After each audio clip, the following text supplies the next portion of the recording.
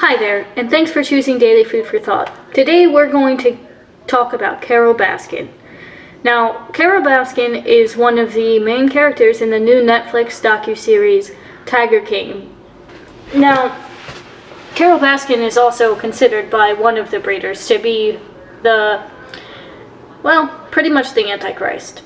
Now, if you take a look at the docuseries at its face value, you might want to think that some of these things have been dramatized. Anyway, guys, you know what I mean. And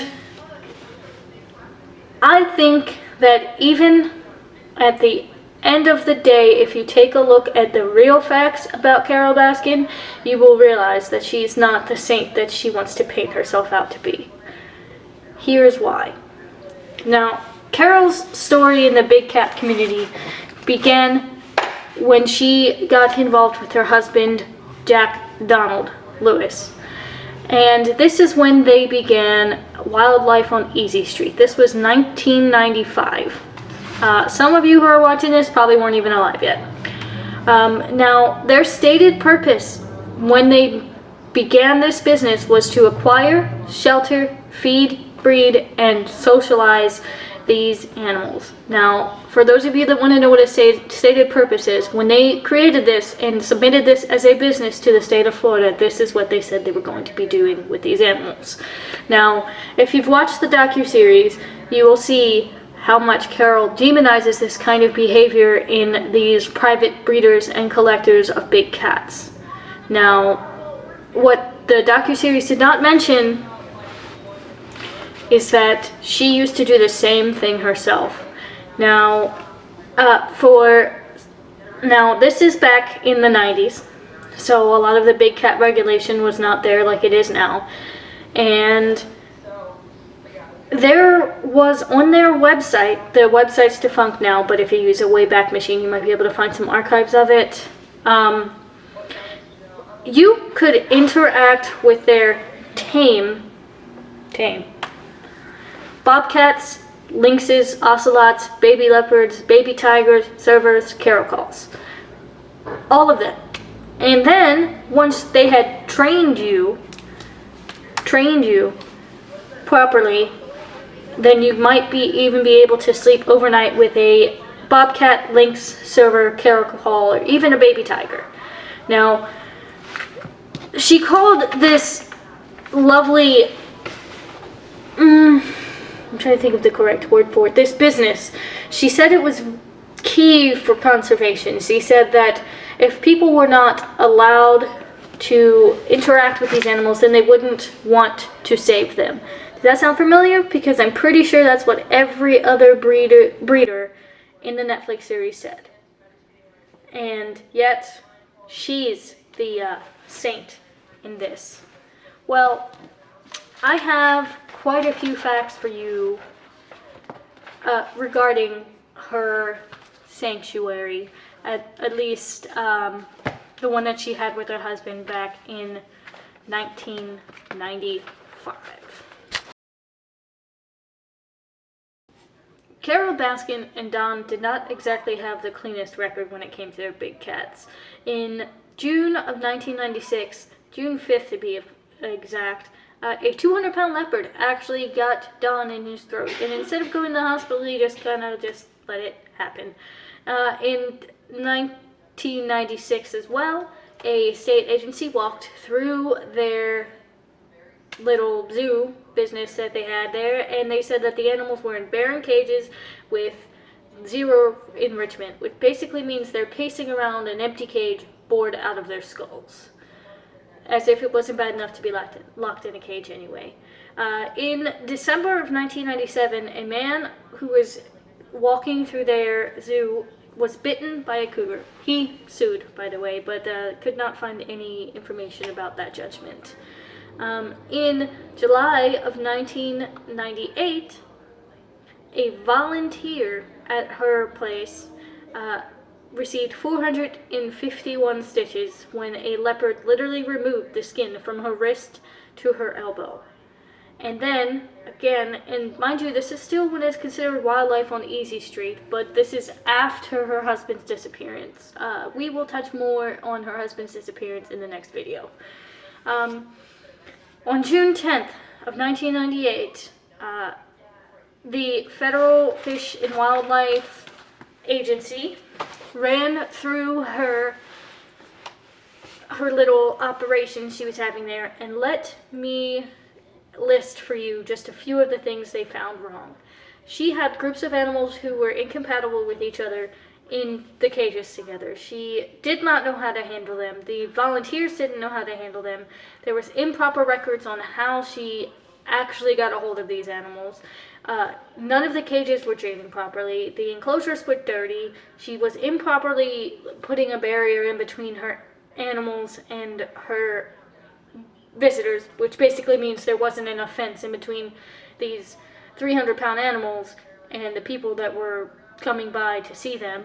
And then she also just was not keeping clean water, no dog houses that weren't falling apart for the domestic dogs that were on the area. Just the list actually has 71 discrepancies. 71. And this is a person who is still running this big cat rescue sanctuary. We are gonna, but at the time it was still called Wildlife on Easy Street.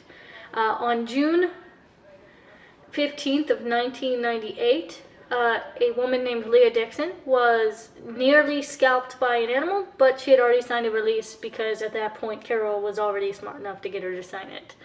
In 1998, Dateline actually uncovers a B&B where cats were able to sleep and overnight with regular visitors for thousands of dollars of money, and this B&B was actually run by Wildlife on Easy Street. In 1998, one of her in 1998, that sounds like a busy year for Carole. One of Carole's cougars, Fleetwood, almost died from eating a harness that Carole left on him. His intestines were laced and permeated with purple nylon, and a buckle burst through. It caused him to almost internally bleed to death. Does this sound like a woman that actually cares about these cats to you, or a woman that cares about the money? Onward, we are moving to 1999. A volunteer was passing a cage and had their hand bitten. It doesn't go too far into what her actual injuries were, but she did sue Carole for improper training. And then we move on into the 2000s. Now, in 2002 is when she met her current husband, Harold Baskin, and this is basically when everything about Wildlife on Easy Street changed. Immediately after she met Don in 2002, I guess they supposedly found kindred beings, but that is when everything really started to change as far as the face of Wildlife on Easy Street. In 2002, that's actually when they changed it to the name Big Cat Rescue. Now, if you look at some of the statements, you'll look to see that they actually polled the name Big Cat Rescue and polled a few marketing advertisers as to what would be the best name for them as they were rebranding themselves. And Big Cat Rescue is what they came up with because it hit the most Google searches, basically. And here is another example of, how the money was more important than the cats. Always has been, always will be. In 2004, her and Harold got married. That's inconsequential right now. In 2006, mind you, this is after they had been rebranded as Big Cat Rescue. In 2006, an emergency order goes out on their website for volunteers to make tour members sign a release. They had to make sure that their visitors signed a release. Now, some people may call that business smarts. I call it sketchy, for lack of a better term. That same year, in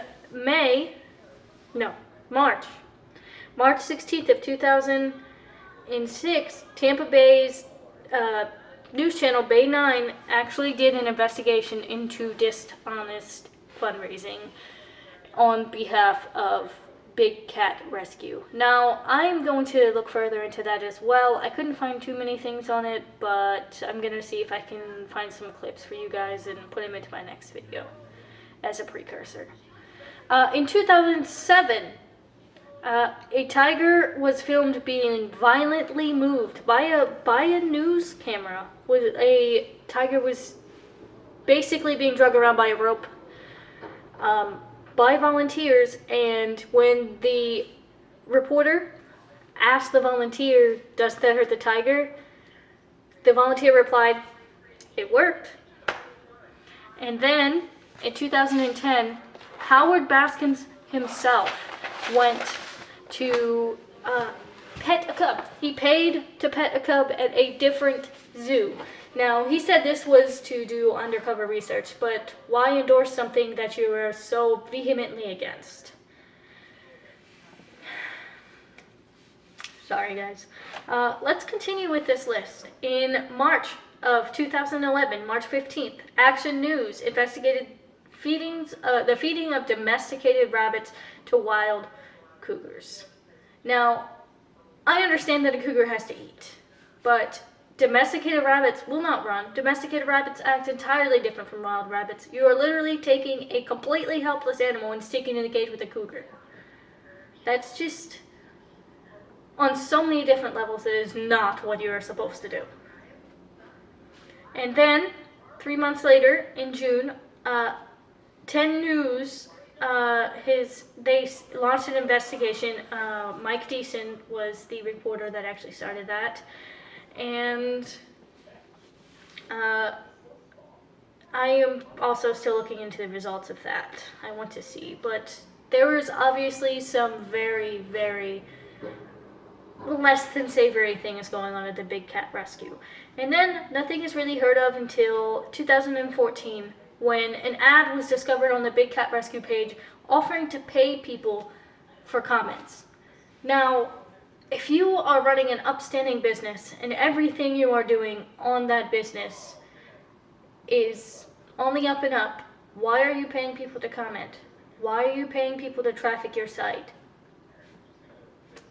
Just a little bit of food for thought there, if you will. And then in October of 2014, the Fish and Wildlife of Florida, they gave Big Cat Rescue a warning because they were housing leopards illegally. They were housing leopards in open top cages, which you can't do with a leopard because leopards jump. They can escape. And then that brings us to November of the same year. Fish and Wildlife investigated further into Big Cat Rescue, probably because they weren't complying with something as simple as putting a roof on a cage. And they found 70 discrepancies with how these animals were being treated and housed. To name a few, there was a lot of rust and dirt. Their water was dirty. There was debris all over the cages. There was improper housing, incompatible housing with the animals. Just mounds and mounds of things that you don't do if you, A, know what you're doing, and B, care about these cats. Then, in December of that year, and yes, the hits keep coming. In December of that year, a sand cat that was owned by Carole and the company as a whole choked to death on the chicken bone. And the reason they choked on the chicken bone was just horrible policy. No one was allowed to touch the cat until Carole got there. And I think this was more to save her tail than anything else. And the volunteers working there literally had to watch a cat choke to death. Now, again, same year, actually a day later, Big Cat Rescue admits to declawing their cats until 2005. Now, I don't need to tell you what the issue is with declawing cats, but she was declawing her cats. Now, they admit to declawing their cats, but they blame it on the breeders and dealers. Why? And more importantly, why are you going to private cat dealers if you're trying to rescue them? She says, also in Carole herself, even in a book that she wrote, said that declawing cats is okay. So Carole Baskin thinks it's okay for wild cats to be declawed. Declawing a cat basically means they are walking on the nubs of their toes. And mind you, Big Cat Rescue is considered a sanctuary for these animals. And then we move on to 2016. In February of 2016, a volunteer was bitten at Big Cat Rescue, but the story behind it was either buried or revoked. July of the same year, volunteer vacations began to be a thing that they offered at the Big Cat Rescue. Basically, tourists paid thousands of dollars to volunteer for Big Cat Rescue for 1 week, and they weren't allowed to touch the cats unless they were sedated. So you're basically paying $1,000 for a week to go look at cats. And then in September of that year, 2016, they found a serval with a broken leg. No one knows how the cat broke its leg. And mind you, there are hundreds of volunteers on call at this place all the time.